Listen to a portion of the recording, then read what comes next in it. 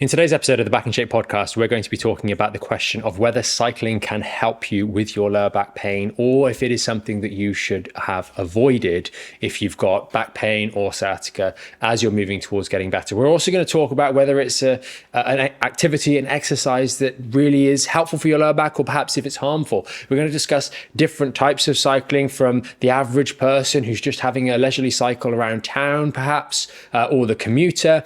Also, we've got some specific sections, particularly later on in this episode, talking about those of you that are sort of the avid cyclists, maybe triathletes that are doing a lot more in the way of serious cycling on the road bikes out there in the countryside, for example, and how the unique challenges of that particular endeavor can be disadvantageous for the lower back, but can perhaps be combated. And before we get into that, I do want to just make a very clear point. If there's one thing that always used to bother me as someone who's done a lot of sport and been active over the years, is the belief that you have to stop doing this activity. You cannot do that. It's not good for X, Y, Z, and you just can't do that sort of sport. It never goes down well with those of us that do like the sports that we do. But at the same time, we do need to acknowledge that there are certain things that are just not good for us. And if we want to have a prolonged career in those sorts of sports, then we need to make some assessments of the sorts of challenges that it's placing on our body, and then combat that with some relatively simplistic practices that offset some of the strain that is building up from that particular sport. So you're not going to hear, no, don't do these sorts of things, but we are going to try and offer you some really sensible and intelligent analysis of the act of cycling, why it is one of those very difficult exercises, especially in the more sort of athletic pursuit, to work around with back pain specifically, and what we can do going forward. So I think it's helpful to just start out by talking about the lower back in general and how these sorts of things get injured. And I'm going to gloss through this relatively quickly because we touch on it in numerous other podcasts in much, much more detail, specific conditions, etc. But fundamentally, know that the average working age adult nowadays is spending about 9.5 hours a day sitting. That means you're sitting on the way to work in the morning, in the office, at home, while you're having dinner, during your leisure hours, etc. And the consideration to add in cycling as an additional pursuit is going to increase the act of sitting on a daily basis.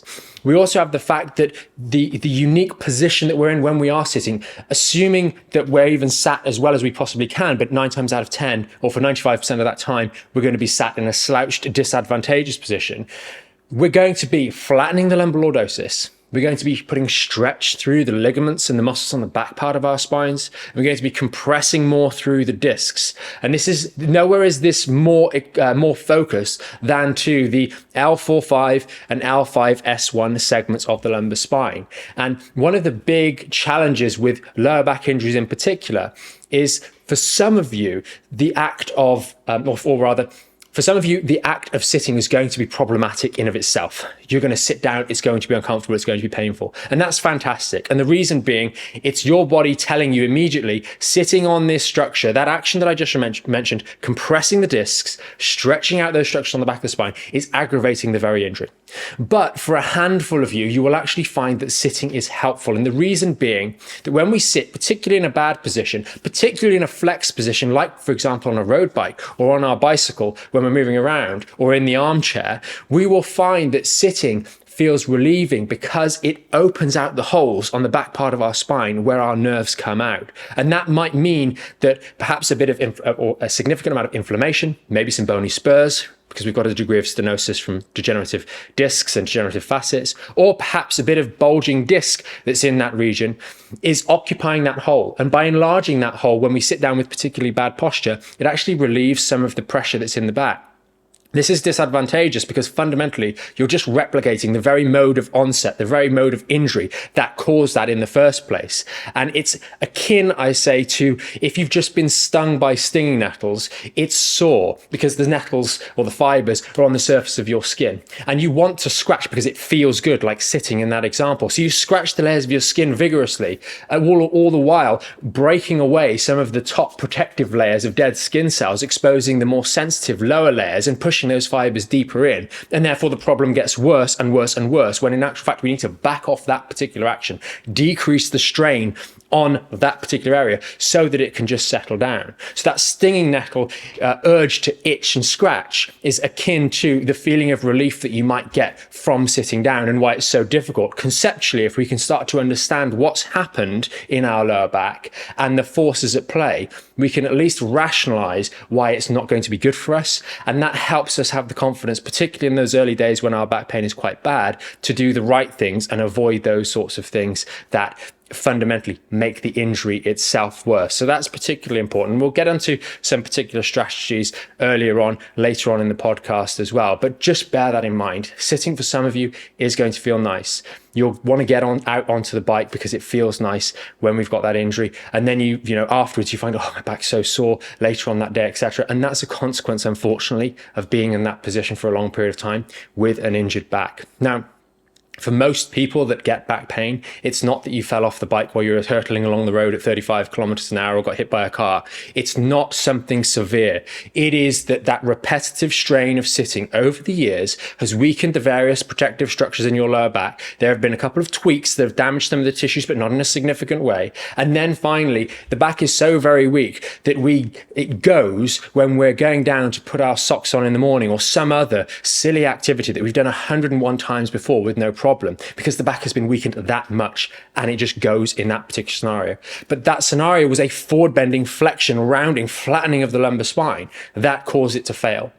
Repeating that movement on a daily basis through sitting at work and then choosing cycling as a mode of activity to start off with is going to be very, very unwise, and it's going to interfere with the healing process, and why ultimately people get stuck in a rut of going round and round in circles without getting results. It's the same reason why we don't advocate for exercises like knee hugs or child's pose that are so commonly prescribed early on. And that gets me to the prescription. Many professionals, be it osteopath, physios, chiropractors, your GP, might suggest cycling amongst swimming, amongst walking, as activities that can actually help your lower back because they get you active and they get you moving. For example, when you've got back pain, help you lose a bit of weight, etc. But cycling specifically is not a good example because it is repeating that very posture that we've discussed causes the lower back pain in the first place. And we've got a dedicated episode on both the child's pose, on flattening the lumbar lordosis, in detail on why those activities are bad. But cycling would come in exactly the same sort of category there. That's something that is not going to be helpful. You already spend plenty of time sitting every day. Even when you're trying not to, I suspect, you're still going to have it creeping in. You're not going to, well, it's unlikely that you're going to be eating your dinner standing up. It's unlikely that you're going to be standing on the toilet. All these other sorts of things, sitting will pervade into your daily life. It will infiltrate its way in, even with the best of intentions. We don't need our rehabilitative exercises to be adding more. That's very, very important to our success. Now that brings me on to the clear distinction, I think, between cycling for the commute, cycling for leisure, and cycling for sport and the sort of the hobby, the pastime, the amateur athlete version of cycling. With regular cycling, it is something that we feel much more happy with individuals and members in the program getting back into sooner rather than later, because it is a form of exercise. It's a great way to commute. And at the end of the day, sitting on the bike is probably going to be better than sitting in the car or sitting on the tube or sitting on the train, whatever it may be. And with those sorts of bikes, the Bromptons, the upright mountain bikes, you can generally get yourself into a relatively good position. You can also, as long as you've made certain progress through your rehabilitation, your back's a little bit stronger. It's going to be able to deal with that position for a little bit longer before it becomes strained or before it becomes bothered by that. But more importantly, and we'll get onto this in a moment in more detail, you can break up the action in a much more flexible manner. You're stopping at traffic lights on your way to work every couple of minutes, perhaps. You're stopping to let people cross the road at the zebra crossings. You know, there's a lot more stop-start involved in the commute. There's no reason why you couldn't stop off and grab a coffee quick on your way into work to break up that cycle, to reduce the duration of time spent in the saddle in one go. That's the real problem. And as I said, we'll get onto this in a moment. If you're out there for a leisure cycle, there's absolutely nothing stopping you. You're not on a time trial. We're not rushing to get somewhere. We're not, trying to complete it in a set amount of time. There's nothing to stop us on that leisurely Saturday cycle around the town, stopping off here and there every so often to avoid us being stuck in that seated position for extended periods. So it's very easy for those two sets of people. And if you're watching this and you commute, that's going to be a really good news because you can feed that back in relatively sooner. You just have to, or relatively more quickly, But you just have to be mindful of what I'm about to talk about now, which is the sustained stretch. This is why cycling, for those who are the amateur athletes, I find it much more difficult with this particular sport to encourage it. If you're someone that's been told by a professional, hey, you should try cycling because it'll help, I would really urge you, don't worry about getting into cycling. There's tons of other things that you can do instead that are going to be more helpful. But if you are someone who enjoys cycling, it's what you do for a hobby, it's where your social networks are, etc., then this next bit is going to be really important. And that is the sustained stretch. Sustained stretch through the ligaments is a mechanism by which we choose, or we, in clinical practice, use. It's just a feature of the body. We use this to our advantage by putting someone in a set position, and they can do this at home for 20 minutes a day for a period of 3 to 4 months, and that can lead to an increase in the lordosis in an average healthy person with no significant damage to the spine. It can lead to a change in their lumbar alignment, an improvement in that lumbar curve of about 25%. That's a significant change in the alignment of the lower back through just doing 20 minutes a day. That sustained stretch is 20 minutes in one go. It starts happening at around about 15 minutes and peaks up at around about 20. This is just a process called ligamentous creep. When we pull the ligaments and hold that pull, not with increasing the force, but just hold that stretch, the ligaments after a period of time start to creep apart from one another. And that is what bothers me so much with the long duration cycling. The guys and ladies cycling to work can break up that process every 5 minutes or so and not be at the mercy of that process taking place. The guys riding around town leisurely on the mountain bike can again make those adjustments. But the natures of a road bike, it's much more difficult. You're not going to get, and in spite of people protesting, look at any cyclist magazine, any triathlon magazine, the guys are not in a neutral spine position. You're flexed over no matter what you do. You'd have to essentially be sitting on the front of your pubic bone. And if you're a guy, that's going to be incredibly uncomfortable in order to be anywhere near something that might resemble kind of not neutral or kind of still not neutral. You're not getting your spine into a neutral position on a road bike or a spin bike for that matter. It's just not happening. So we have to be aware of that reality and then holding that position for the 20 minutes. If you're out in convoy with other cyclists from your club, perhaps you're not going to be able to just stop every 20 minutes. You're on that cycle. You're looking to do it in a certain amount of time. It's unlikely or difficult for you to start disrupting that social group as they're moving around. So we have to be mindful again, another area where it's a bit more difficult to work with. And I'll get onto in a moment what we're going to do from a strategy point of view. But know that if you are doing that sort of cycling, it's that stretch that is so difficult to manage. Even with a healthy spine, it's going to be driving your spine into that flex position at an accelerated rate, added on top of perhaps if you're someone that's 9.5 hours a week of sitting already, you've just increased your number of hours every week that we're spending sitting, and it must be in some way, shape or form offset by some other external practices that you're doing, which we'll get into later. So hopefully that kind of paints the picture of cycling, of the road bike cyclist versus the commuter, the leisure cyclist, and the differences there. Now, what are we going to do if we have a lower back problem? You know, this first bits are really for you if you've got sciatica, you've injured your lower back, the sort of action steps. The latter couple of steps, again, it doesn't matter whether you've got an injury or not. These are going to be practices that are going to help you for the short, medium, and long term. So firstly, you've injured your back, you've got that sciatica, you've got that back pain, get off the saddle. No cycling right now. You need to focus on your rehabilitation. You need to focus on allowing that lower back to heal as effectively as possible, allowing the structures that have been stretched beyond the point of their competence and become injured to start to tighten back up again. If a couple of times a week or more, you're getting on that saddle and flexing them out on top of all the stuff that you're doing on a daily basis anyway, you're creating a problem for yourself. You're going to ultimately cut your time short on the cycle because it will just become a barrier that just becomes slowly over repeated episodes, too much to bear, and you'll just have to stop cycling early, unfortunately. And that's just a bad approach. That's looking at short-term gain. Well, I still want to cycle without actually looking at cycling is something you can do well into your older age. There's no reason you really need to ever stop it, arguably. As we get older and older and into retirement, etc. So by being stubborn and not devoting maybe a period of 6 to 12 weeks to actually do some hard work off bike, you're going to cut that longevity short, and that's going to be, to the detriment. So we have to have a longer view of these sorts of things. Cut it out, focus on restoring the health of the normal curve in the lower back. Practices that we teach are centered around maintaining a neutral spine, maintaining control over that neutral spine, then adding in some strengthening based exercises to build up the resilience, the tolerance of that spine to load, because it probably wasn't on the bike that you injured your back. Like I mentioned earlier, it was probably that picking up the socks or something like that. And the repetitive insults over the years that have weakened the back. We need to devote some time to properly strengthening the lower back and the legs working more effectively with that lower back. So when you're off the saddle, you're actually able to work it around life in a way that is not disadvantageous for your lumbar spine and the injury that's there, especially if this is your first episode. If this is your first episode, some of those changes that have taken place and adaptations that have taken place may have done so over many years.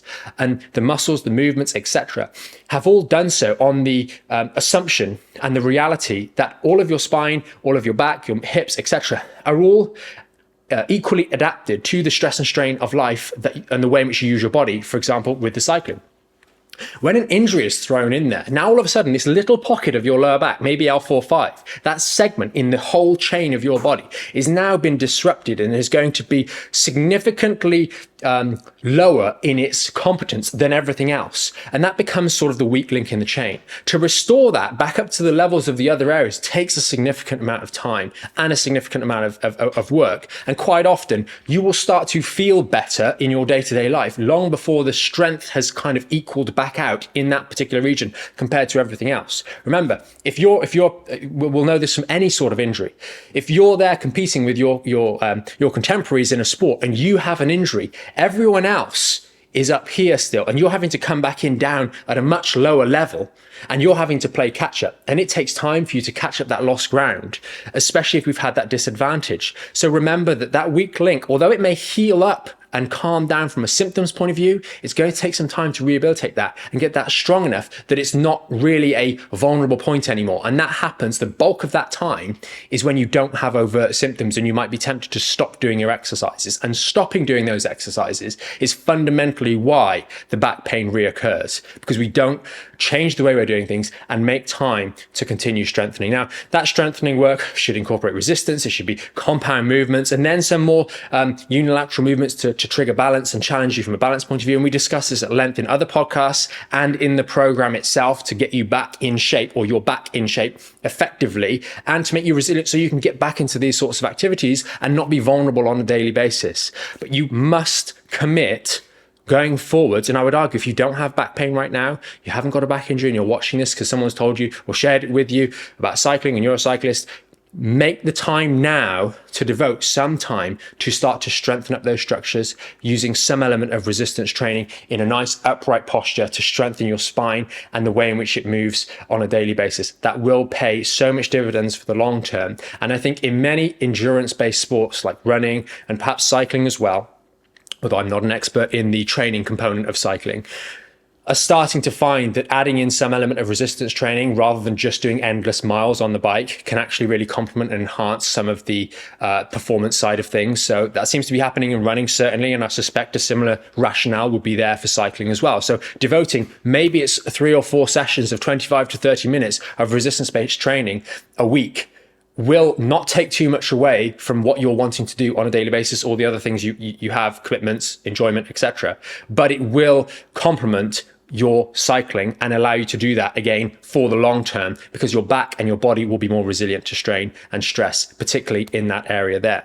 So that's the next thing. When we're talking about getting back into cycling, once you've made that rehab, you've had your 6, 12 weeks, whatever it may have been, depending on the severity of your particular injury, and you're considering getting back in the saddle, you do not go and do a 4-hour cycle. Getting back in segments is going to be the smartest way. And those segments being smaller, because we're thinking about that strain. And with the cyclists that are the commuters, etc., for you guys, it's quite easy. You can adjust the saddle and handlebars height relatively easily, and you can really shift it quite a lot in most cases, especially as Brompton style bikes or mountain bikes. So you are relatively upright. With the road bikes and the spin bikes, you're not able to do that to the same degree. So it's just not happening. So you have to be mindful of that position, because the flexed over position is going to focus strain over the duration on that particular section that has been injured, the L5S1 or the L45, as the case may be, or one of the other segments in that lower part of our spine. So doing it for shorter stints is going to decrease the frequency of creeping in and starting to really stretch that particularly weak area. And you use this as sets and reps. You're going to do maybe 2 or 3 sets of 5-minute cycles. And then you're going to build that up over time. Maybe it's 3, maybe it's 4, maybe it's 5, maybe it's 7, maybe it's 10. And maybe you're doing, a 60-minute stint now in little 5-minute chunks, but you're using those 5-minute sprints or 5-minute sessions on the bike.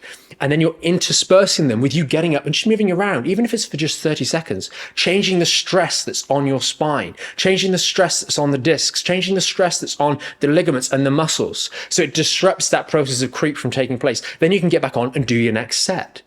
That's also beneficial because it gives you a building block mechanism for you to layer on new levels to your training, to fine tune when too much is for you right now in your recovery.